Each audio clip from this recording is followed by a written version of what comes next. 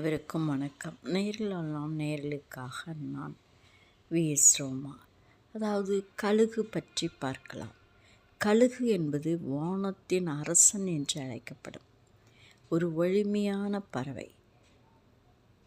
பார்வைத்திறன் மனிதர்களை விட மிக மிக கூர்மையாக இருக்கும். மிக உயரத்தில் பறக்கும் போதே தரையில் இருக்கும்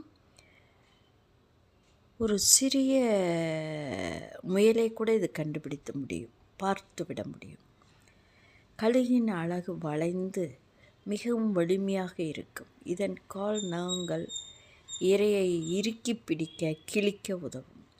சிறகுகள் நீண்ட அகலமான சிறகுகள் இருப்பதால் இவை காற்றில் நீண்ட நேரம் சிரமமின்றி மிதந்து செல்ல முடியும், பறக்க முடியும்.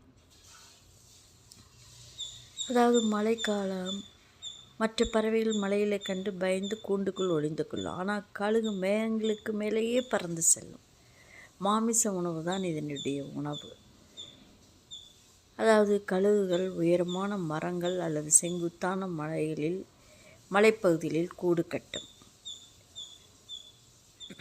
நன்றி.